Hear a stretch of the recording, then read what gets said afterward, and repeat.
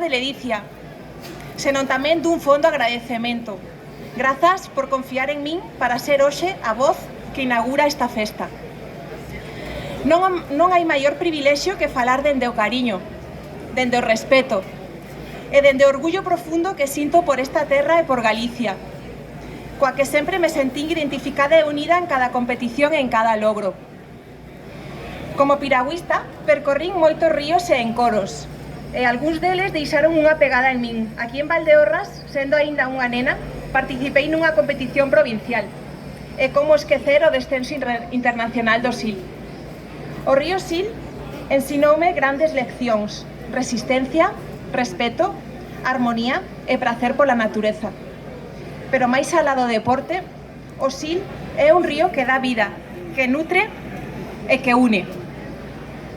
Estar aquí con vos faime sentir que a miña historia como piragüista se entrelaza coa historia deste pobo, deste río e destas viñas, porque o Sil non só se navega, vívese, séntese e celébrase.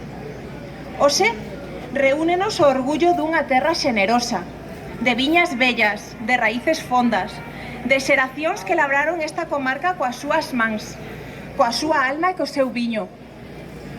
Traballar a vide é conseguir un viño digno da denominación de orixe. É como un camiño dunha deportista que se prepara para os Xogos Olímpicos. A viticultura e o deporte falan o mesmo e entrega.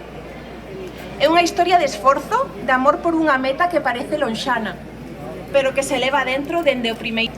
Imaginade unha deportista que dende pequena, do mesmo xeito o viticultor madruga cando ninguén o ve. Coida cada detalle, enfronta cansanzo, o clima, a incerteza e segue adiante. Así é o viticultor en Valdeorras. Coida viña ano tras ano, poda, agarda a choiva xusta, esquiva xeadas, pragas, pedrazo, sabe que cada tempada é única e que só con paciencia chega ao froito. Nada se improvisa, cada poda, como cada palada na auga, conta. Cada vendimia, como cada adestramento, é unha promesa ao futuro. Son investimentos silenciosos, pero decisivos. Todo suma, todo importa. O viño, como o corpo dunha deportista, fórmase co tempo. Non abonda coa terra ou coa variedade. Fai falta técnica, coñecemento e, sobre todo, resistencia. Non se pode forzar o ciclo da vide, igual que non se pode forzar a madurez dun atleta. O tempo é o noso mellor aliado.